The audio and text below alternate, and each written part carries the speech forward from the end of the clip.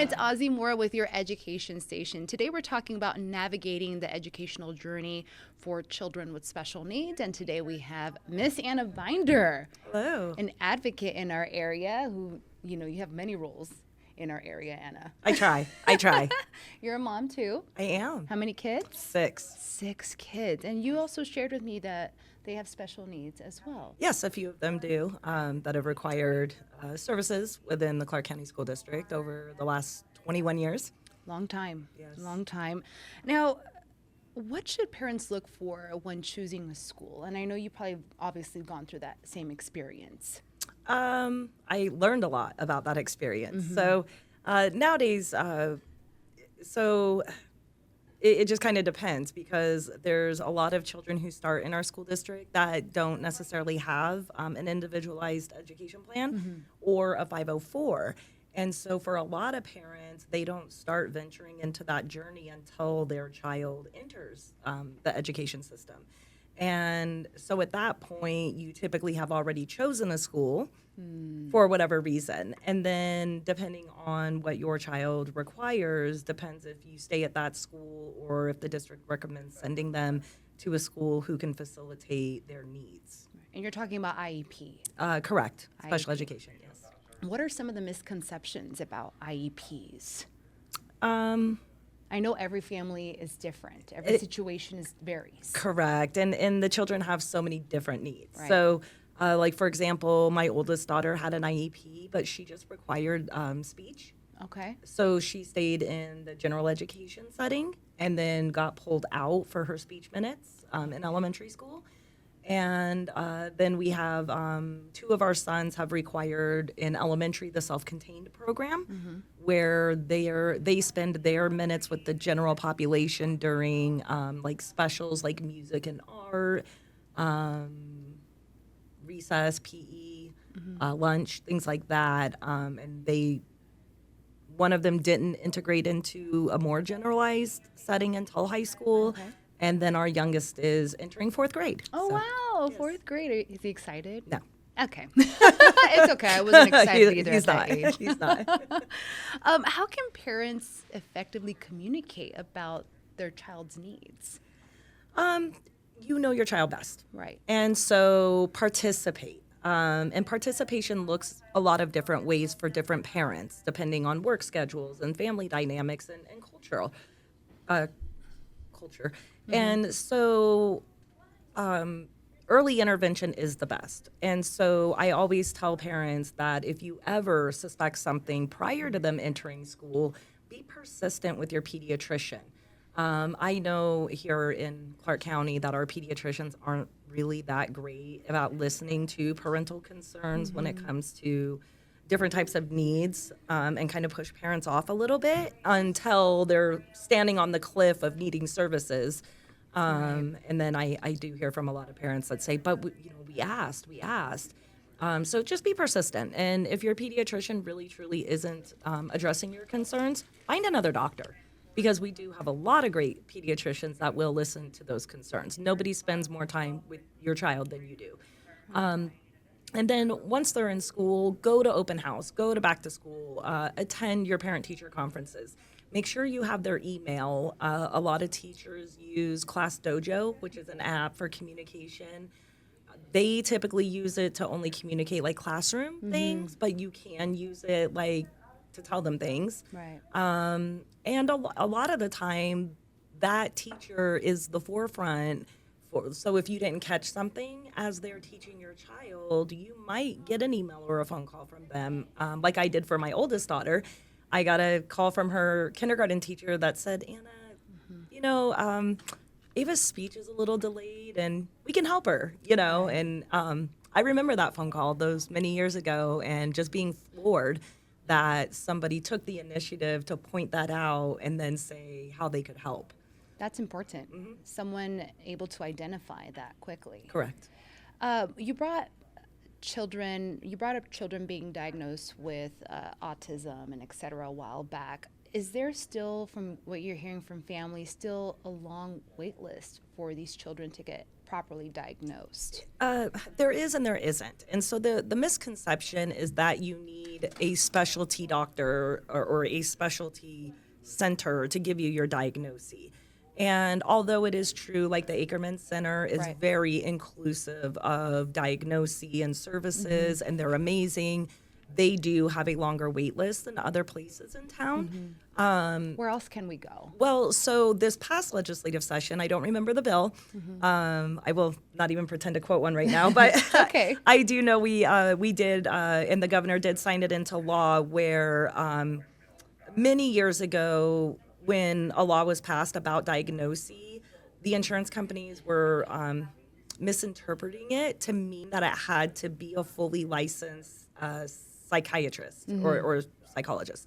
And because of that, that has created a lot of wait lists and backlog throughout the county. And so now, I don't know when it's effective. I can check on that. That's But okay. now it can be your pediatrician. It can be a nurse practitioner if they're working underneath the care of a provider that would otherwise, in the normal course of business, diagnose children. So we are waiting for those lists to lighten up because of that newly passed law. And thank you to everyone who helped us advocate for that. That's good it was news, amazing. right? It's wonderful news for our Yeah, community, yes. Absolutely. So, how can parents advocate for additional resources or services their child needs? I know that's always a struggle for parents. Sure, and it depends. Typically, if they have an individualized education plan, that comes with a recommended amount of minutes, which is typically what the district can provide while your child's attending school. A lot of parents seek outside services. Like ABA? Correct, like ABA, speech, occupational therapy, behavioral therapy. There's a myriad of therapies. Right. And so depending on their insurance, whether it's Medicaid or private, they can seek additional services outside of the school district. Okay. So that's I would call that a team decision, which is between the families and the providers. And so if you feel like, okay, well, my child's not getting enough while they're at school, then duck back and talk to your pediatrician or your specialist and explore that. Because if they can refer you to something that, gives you more minutes or hours a week Right. for your child to practice, learning those skills or perfecting those Yes. skills, then so be it. But unfortunately, we do have a lot of two working family or two parent working households, and a lot of families have a very hard time juggling outside providers in addition to the school district. And so a bill that did fail, and we're working on it, I promise, was the ABA bill to allow ABA therapists to come into the schools with the children. That's the story I did. Yeah, and yes, and thank you for that coverage. And and just so everyone knows, because Ozzy ran that story for us, we were able to get I think around 50 or 60 families from the community who came forward with their stories in advocating to pass that bill. And so it failed because of the fiscal note, and that's why I say we're still working on it. So hopefully next session we'll get it going again and have that fiscal note corrected, so families don't have to choose between the outside ABA and their children attending school. That's the first step, right? At It least is. those families came out and they spoke. If for people that may not know, what does ABA mean? Applied behavioral analysis, and so it is one of the most highly recommended therapies for children with autism. And what it does is it provides therapy within the settings to where the child needs practice. So that could be the bathroom, social settings. I know a lot of the clinics have like mock classrooms where they can, demonstrate particular behaviors and then correct bad behaviors or not perfect behaviors, and other life skills for them. When we last spoke, your thoughts about ABA. What were your initial thoughts about ABA, and how do you feel about it now? Well, many people know I've never put my children in it. But that has never stopped me from advocating for every other family who wants it for their children to have any type of access to it that they can. Right. So Why did you? My when it so it wasn't offered to us until Legend, our 9-year-old. He was about 3, and back then when I read about it, to me it made me feel like they were trying to get my child to not be who my child was. I see.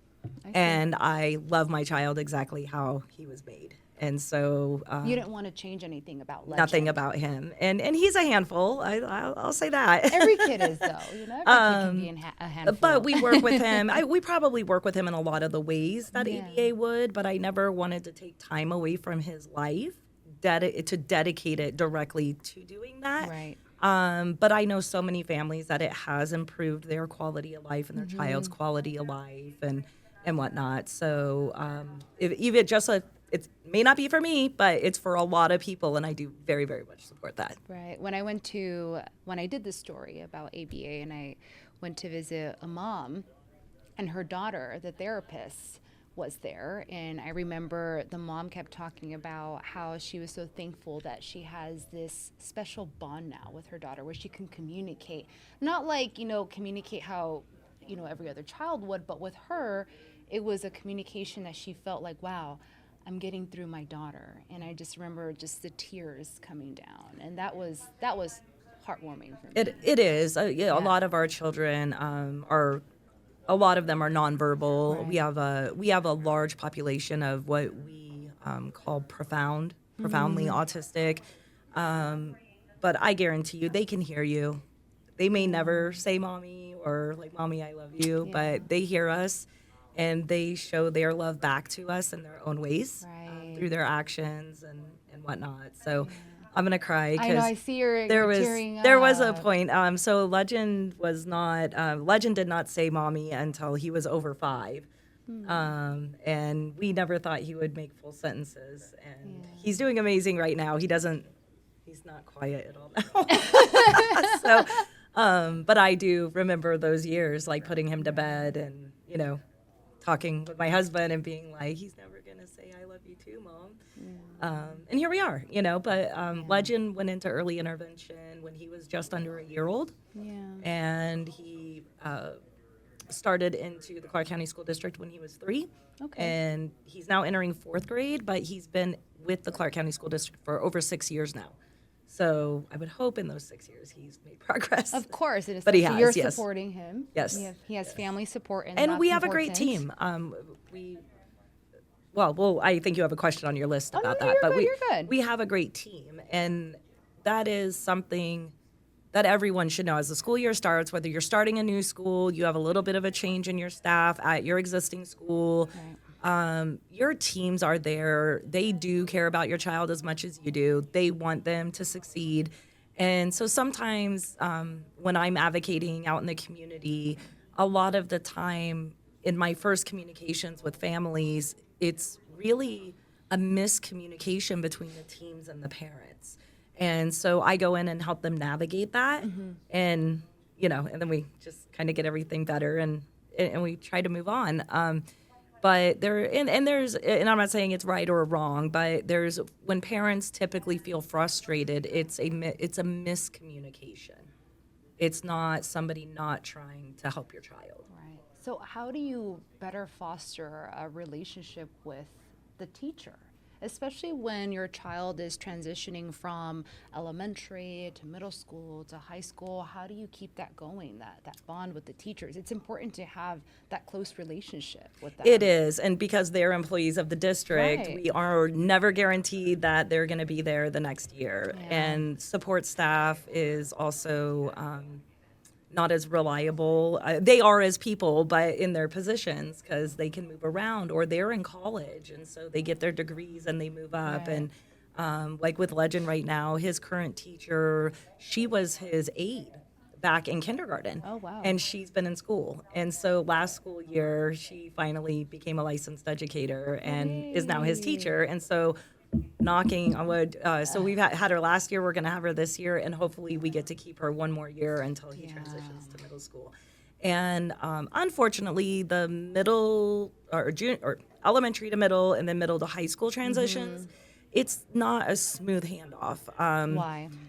Well, staff is off during most of the summer. And so by the time staff has to report back, other than back to school night or open house, however the school labels it, there really is no set time for you to go in and kind of go over the IEP Right. with the new teacher and the new team.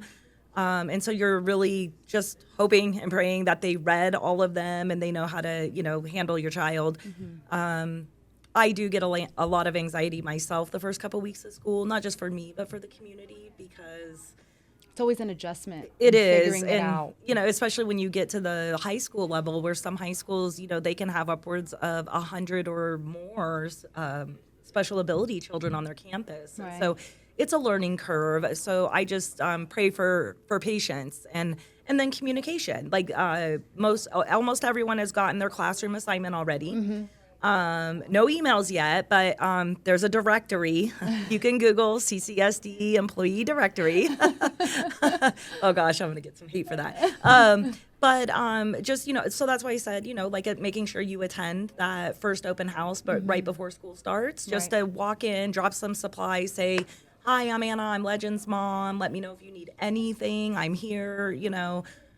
Making sure they know that you're there to Right. listen when they do communicate about your child, and then listen when they're telling you things, because children are much different when they're around other people than they are for you. Yes, And 100%. you can live on denial all you want, but school is always going to see some things different than you see or experience them at home. And just be open to those communications. They're not saying something because they're picking on you or your child. They're just trying to communicate. Absolutely. I want to go back to where you mentioned how parents or families sometimes have a difficult time navigating the education system. What can parents do to understand special education laws? I think some parents get stuck or they don't know where to look. Well, It's a tough one. it's not tough, but because it can be so individualized for Right. each family again and whatnot. So you could do what I did. And many years ago, I got on Google and I just started Googling what are the federal special education laws, and because states have to follow the federal, and just read. I opened up my iPad and you just start reading and you keep reading and reading and reading. And then when you realize oh, hey, they are supposed to do that, but they're not offering that, then you can push back a little. That is a trick sometimes with any system, not just the school district, with healthcare or the state or any governmental agency. They're not always as helpful as they should be when you call them or reach out to them for help. So sometimes if you don't know exactly what you're looking for, they're not going to say, "Oh, okay, here, it's right here." You sometimes have to kind of know exactly what you're looking for, Right. and then they're helpful, which is unfortunate as well. Thank you for being so honest. I appreciate that. It is what it is. But this Right. is why at the Nevada Governor's Council on Developmental Disabilities, we work a lot heavily in policy and systems change. Right. And so I'll give Ozzy our contact information. So if you run into a system that needs some overhaul or could use help, let us know. That's exactly what we're here to help with. So you'll give me your information I will. after? Uh-huh. Okay, I sure will. perfect. I want to talk about bullying now. Yes, I want to talk about this because, I'm really involved with our community and I read a lot. And I always like to see what parents are interested or concerned or frustrated about, because I always try to put myself in their shoes. And I try to feel, what they're going through. How can parents address bullying or social challenges their child may face at school? So the first thing I'm going to say right off the bat, and everyone needs to be listening when I say this, if your child is being bullied at school, you need to report it to Safe Voice.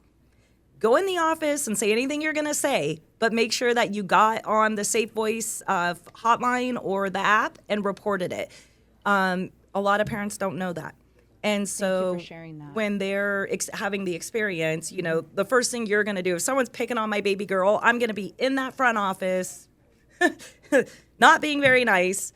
And you can do that all day long, but report it to Safe Voice. So Safe Voice is the link to the state system as well. And so when you call in or write in online and tell Safe Voice, now the state has documentation of that occurring. And then it trickles down and it does get reported to the school site, and then they cannot ignore you. If you and I've seen this over the last couple of years, parents who did not know about Safe Voice, did not report it through Safe Voice, and then they're calling me months later because it's continuing. Like there's an escalation or a progression of the bullying, but it was never reported up into Safe Voice to begin with, and the school site pushes them off. So your Safe Voice is kind of like you're guaranteed they're going to listen to you, and they have to investigate it and make their findings. And again, that's Safe Voice. Safe Voice, correct. How can parents encourage their child's independence and self-advocacy skills? Those are really hard with children and young students especially, but I think a lot of that starts at home. Like just normal conversations you have with your children, like about their body and, you know, the private conversations. You also tell them that, you know, like, hey, if mom's working all day and, you know, little Timmy's picking on you, mommy can't help you. Mom's at work. Like, you need to go tell your teacher. But mom, the teacher ignores me. Okay, well, then go to the office. Ask to go to the office and then go tell the office. And then now if my child has told her teacher and gone to the office and hits home that night and tells me they all ignored her, I'm going to get on Safe Voice, report it to Safe Voice, and then I'm going to be emailing the principal or down at the office first thing the next morning. Having that communication. Absolutely. And making sure your child knows, it's kind of like, what do we say? There's no dumb question, only the one you don't ask. It's the same thing. It's if you're uncomfortable or someone's making you uncomfortable or you have a problem and, you know, your parents aren't there, you know, to be your voice, if you don't use your voice, then nobody knows that you're having an issue. Right. I know we're jumping from several topics and stuff. I want to get all this in. That's okay. I want to go back to time management. We talked about that a little bit.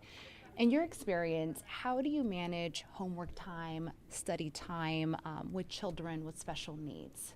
Well, first of all, I do not believe in homework in the elementary setting. Okay. What about middle, high school? You could be honest. It's okay. Well, I am. Yeah. Well, because we've had 6 kids, and we've had an okay student. We've had some really great students. I think for us, with our children, it started when they were very little, that your life is everything that you make it, but you have to invest in your own education. We don't go to school for you. We don't do your homework. And so the time that you spend at school is the foundations that you're building for adulthood. And so that's, what do you want? Do you want to struggle paycheck to paycheck and not have a future? Or do you want to eventually be able to buy a house and have your own car and move out, and then you kind of got to let them fly a little, and I'm not saying without eyes, because my 6th grader last year, if I did not check his grades, he probably would have failed. Yeah, you have to. I think it's a boy thing though too.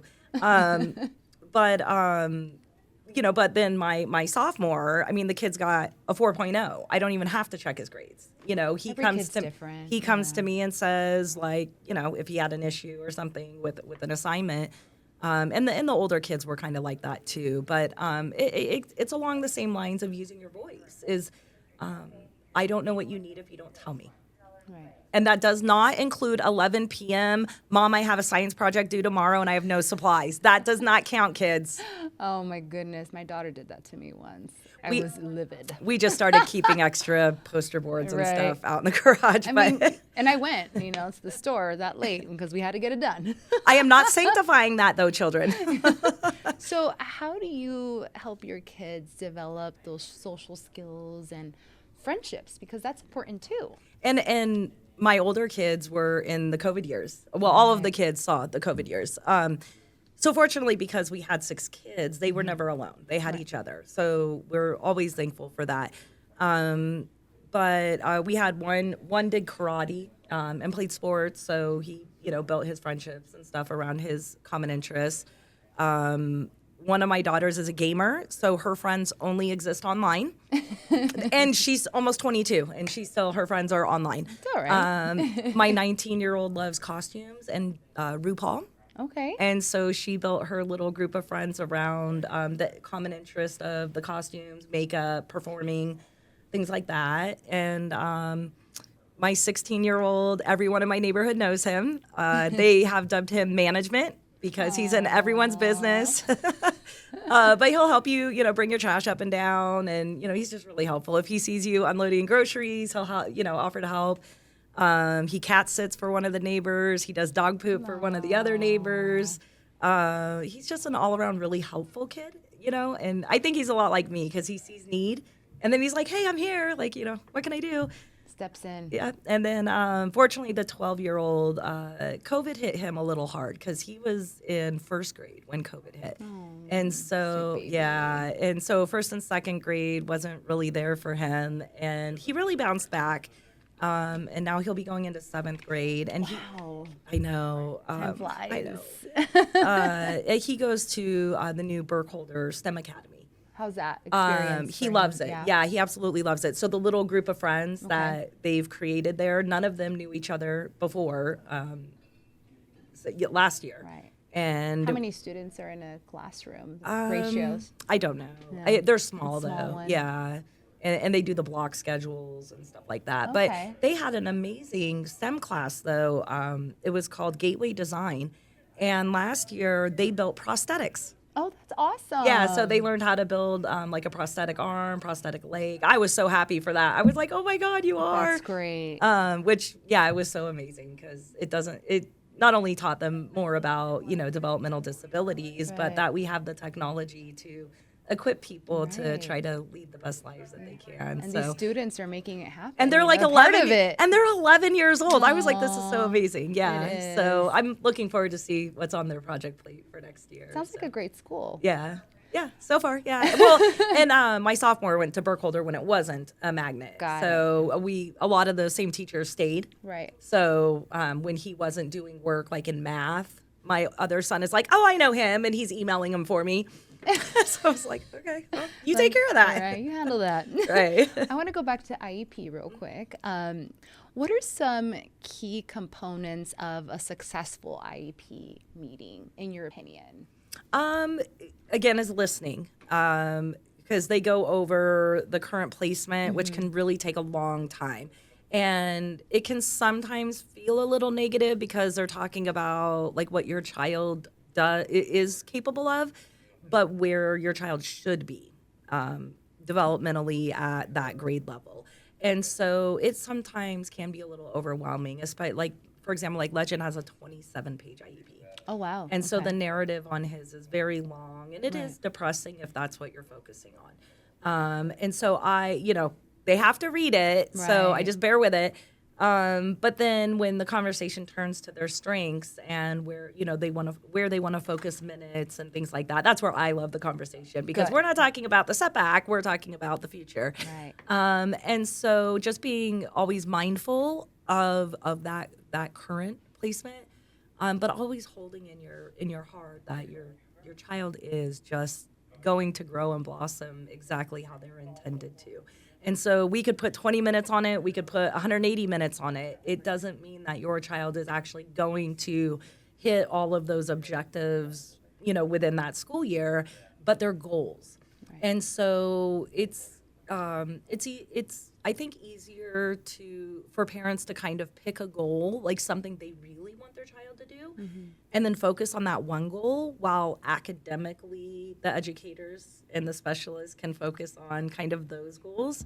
One for us, for example, was sharing.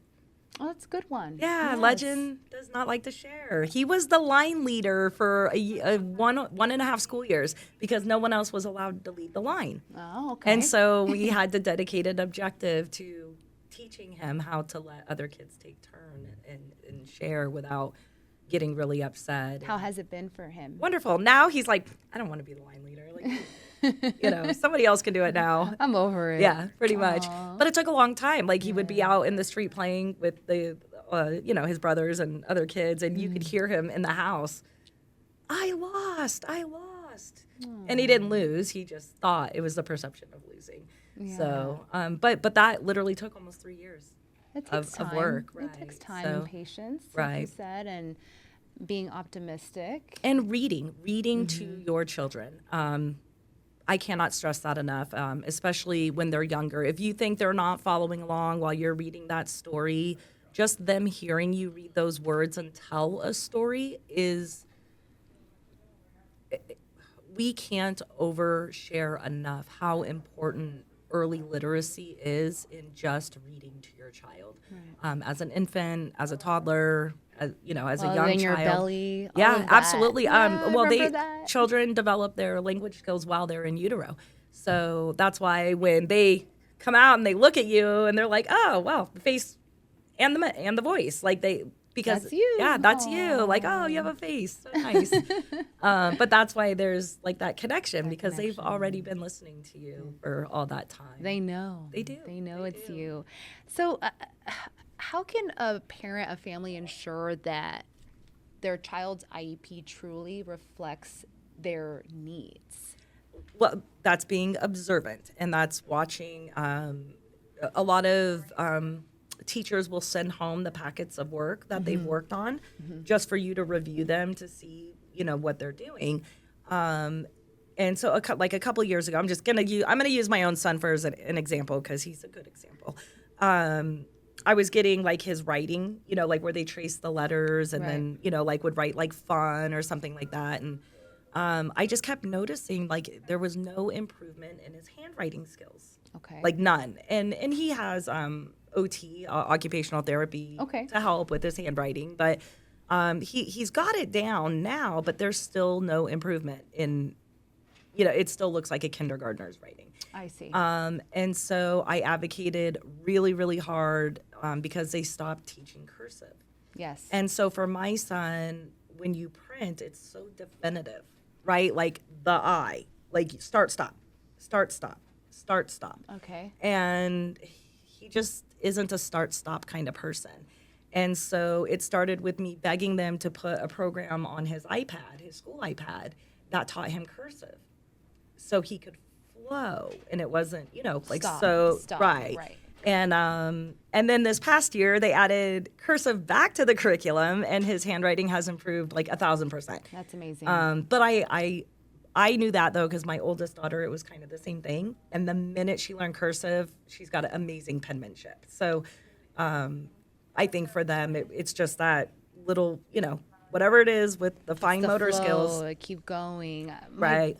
So my daughter, they don't teach cursive at her school. But it amazed me one day. She came home and she just started practicing cursive by herself, and she has horrible penmanship. And I just saw her going and going by herself, and I looked at her because I didn't teach her that. I was like, where did you learn that? She's like, oh, my friends, their parents know that they don't teach cursive here at school, so she let me borrow. And she's so into it. So now, because it's art. Yes, it really for is her, art. it's like, wow, look, I could do the L, mommy. Like, she'll tell me that. And I was like, is she really doing this on her own? Like, I just felt so proud. Like, wow, she's taking this time to do this by herself and learning from her peers. And that makes me That so is happy. exciting. Yeah. You I also, love just that. so for people who are interested, Ross, Dress for Less, sells cursive kits in their art supply section. Oh, okay. And they have ones that are like on expo boards or the whiteboards and like whatever, so they can just keep going and whatever. But cursive is a form of art. I do believe it's so beautiful. It's beautiful. I was horrible at it, but it's okay. It's okay. I write like a doctor, so I type better than I write. Right. But knowing if your IEP is for your child, Right. you have to watch the objectives. So if you're getting that big packet of work, every couple of weeks, and one of the objectives was to like just write their own name without prompts, look for the work that does that. And then I suggest set it aside and keep it, because as the school year progresses, you probably get a specialized progress report that it's like rated like 1 to 4 meets or does not meet, meets, or exceed standard. Right. And so they'll have those Or needs boxes practice checked. or something like that, right. And so you just always look at that and then look at the work that they're sending home. And either you're going to see an improvement or you're not. Right. And then so if you have like a check-in, like I do highly suggest doing a check-in if you can right before Christmas break With your teacher Okay. and your team. You can call an IEP at any time. there's no specialized time. You don't have to wait. I highly recommend you do not wait the whole school year. But just check in with them a couple weeks before winter break and, have your proof, because your proof is their work. And then bring up the concern like, hey, little Timmy still isn't writing his name and it's almost Christmas. Like, is there more we can do? Like, he's practicing at home, but it still looks like this. And, and then they can make recommendations, no matter what the skill is that you're trying to help with. But their classwork is typically the reflection of those goals and objectives, unless it's behavioral or whatnot. But then it's the same route. Like, and don't hesitate to tell them that you're seeing like a new habit or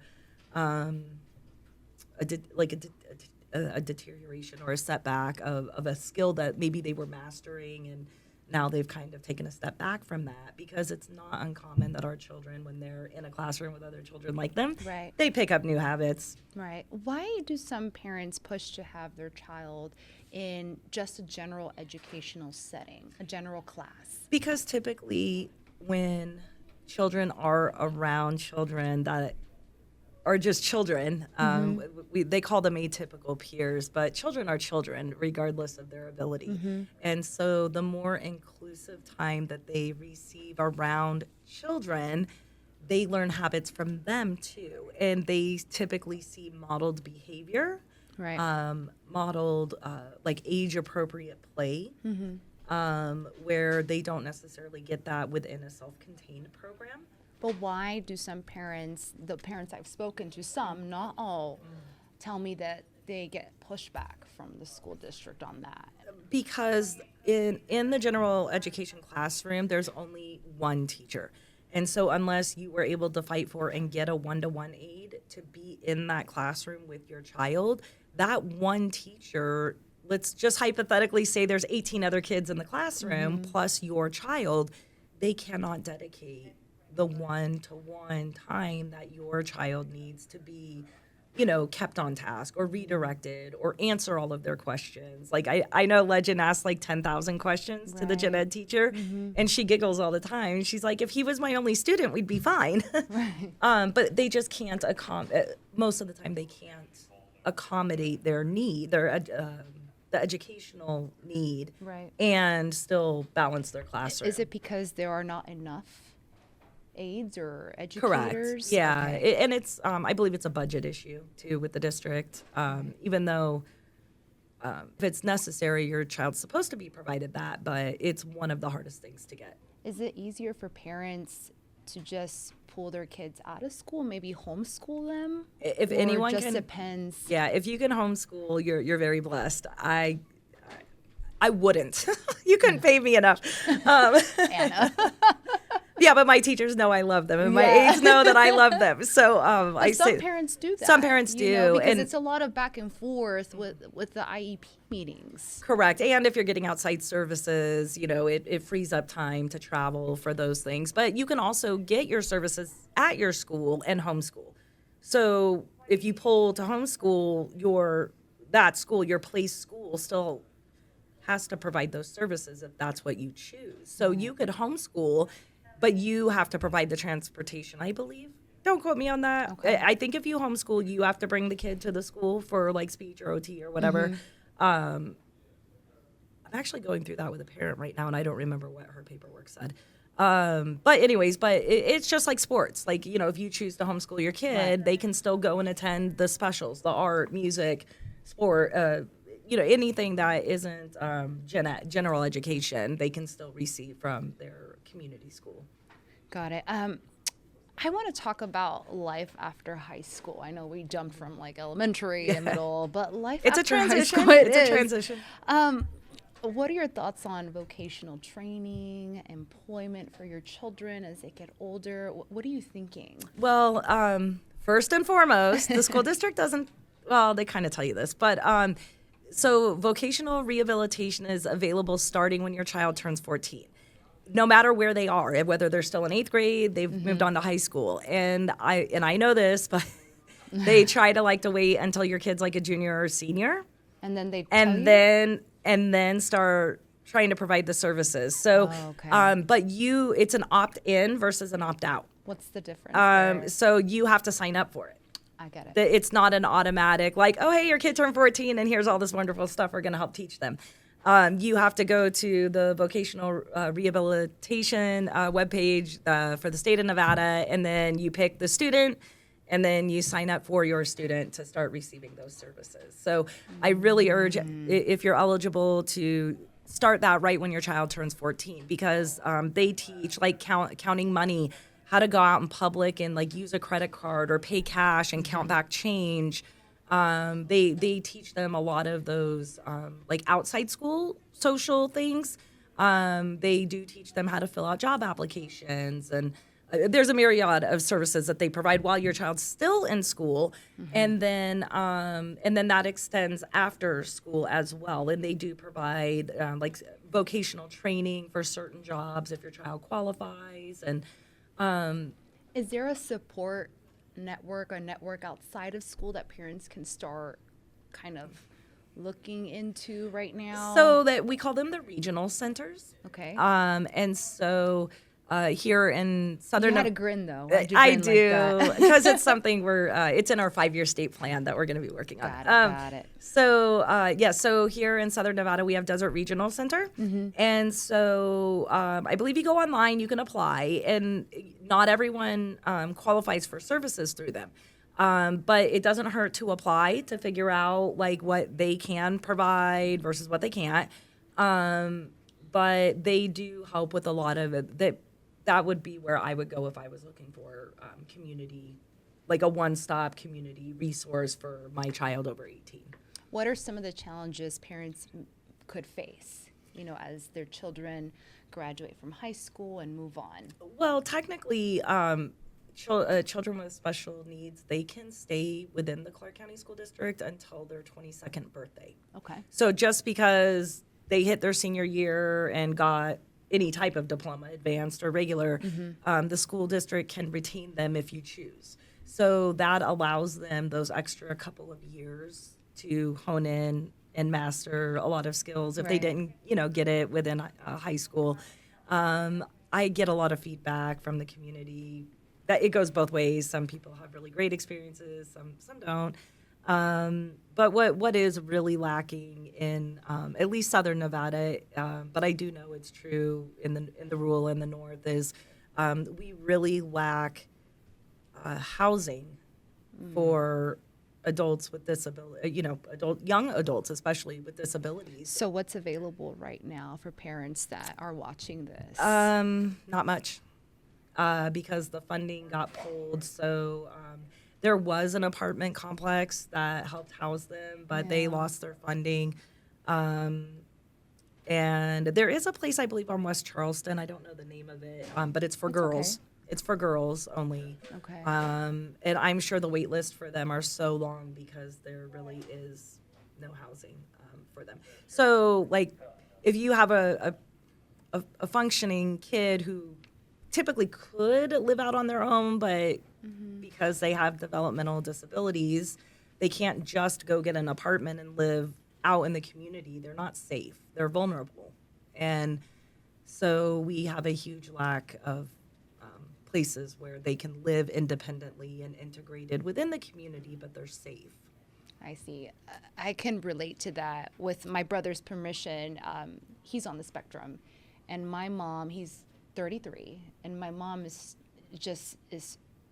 scared to have him live by himself. And he has a part-time job. He can travel. He's, getting his master's in music. But even that, my mom is like, and when he talks to me, it's very like, she doesn't let me be. I'm a grown man now. But now that I'm a mother, I understand why.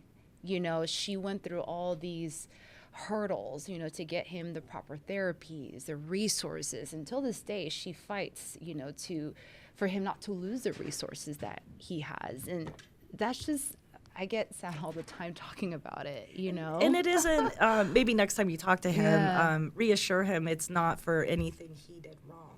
Right. The world is not a great place for our children sometimes. And so that's why I also advocate for our elementary schools to have what we call the buddy program, where they take like the 4th and 5th grade atypical peers and match them with a special education child. Right. And then they become their buddy for the year. So they know that they can go to this one person on campus and they'll go to the library with them or sit with them at lunch. Or but the younger that we teach being inclusive into vulnerable populations, that carries with them their whole life. Right. And it reduces bullying and bad things that can happen when they are left in vulnerable situations. Let's talk about early intervention services again. How can parents access them? Sure. So if your child's under 3, you can call the Nevada Early Intervention Okay. Service, NEIS. I'll give you the contact information for that. And then if your child is over 3 here in Clark County, you call Child Find, which is a branch of the Clark County School District. Do you know how Child Find works? Yes. Okay, Yeah. how does it work? So they schedule you an appointment at an elementary school, within your community somewhere, and they kind of pick a day. So then they invite all the kids on that 1 or 2 day little block, and they have all of their specialists there. And then so you'll go in, you'll check your child in, and then your child goes through all those specialists and they test them. Okay. And then when that testing is complete, they come back to you and they either recommend services or don't recommend services. What should parents know about the role of professionals assisting their child? Which Why is ones? it so important? Which ones? Paraprofessionals. Oh, absolutely. Oh my gosh, we absolutely love our paraprofessionals. So without them, our special education teachers have no help. And if you could imagine having, I can't, even though I have 6 kids, if I put Legend times 8 to 10 in a classroom and I had no help, there is nothing getting done. You're going to be lucky that room did not catch on fire that day. But the paraprofessionals come in, they help with everything. They help with behavior. They help if your child's not potty trained. They help with the diaper changing. They help make sure they get to recess. They help make sure that they eat lunch. They fill all of those needs that anyone would need to help them support our children while they're in school. In your experience, And they need a raise. They need another raise. So yes, they do so much. In your experience, how have you been able to connect with other families in your community to talk about what you're going through, your needs, or even vent, right? yeah, I think when I stepped out into the community many years ago, I was the one venting. I was the one angry, frustrated, feeling lost with no support. And I think as time has gone on and I continue to be very public and very front and Yes. center, people know where to find me. I'm very easy to find. My phone number is public, my email is public. I'm public. I have public profile, social media profiles. But a lot of the time, the families that come to me are other people in the community have ran into them or know them and they need help, and then they send them to me. I don't charge and I don't advertise for advocating services. It's just how people come to me Right. is okay, well, if you got all the way to me, then you need some help, and here I am. But most people go through Nevada PEP. Okay. They're the only A great group. yeah, they are. so kind. They're the only state entity for that type of work, and they have advocates and they have a plethora of resources. Especially even going back to bullying, they have online training videos Okay. on bullying and how to support your children and And where to go. yeah, and- absolutely. Yeah, they have. They're a great resource, and I do try to share their stuff as much as I see it, but then that would mean that I'm sharing their stuff 10 hours a day. But they are typically where most people are sent or directed to in the community, and that's perfectly fine. They do an amazing job, and that's what they're here for. Perfect. So Anna, I want to keep talking to I you. know. It's okay.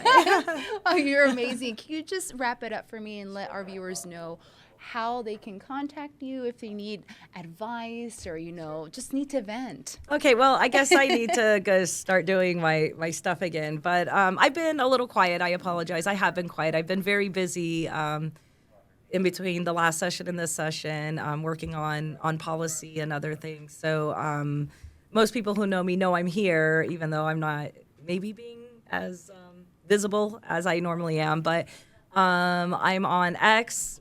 My name, Anna Marie Binder. It's a public profile. You can follow me. You can message me. I'm on Facebook under same name, same thing. You'll see my face. Just hit me up. I do check my messages every day there for even message requests because, strange things come through. My phone number is very public. I'll give Ozzy all of that so you guys can have it. And I can't help everyone, but I will make sure I direct you to whoever can help you the right way. You're not going to get a runaround. That's where a lot of people get frustrated is they sometimes feel like they hit a wall and whatnot. But I really try to help you avoid the wall and get to the right place first. And then also I'll give Ozzy, our Developmental Disabilities Council, contact information. And so if it's a systems thing or things like that, you can just call our office and it's the same thing. You'll get the same response if you call me or you call the office. But we are here to help, and we know Nevada needs a lot of help, and it's just what we do. That's what we're here for. All right, Anna, thank you. And thank you Ozzy. so much for watching the Education Station. If you're just joining us, we talked about navigating the educational journey for children with special needs. See you next time. Bye.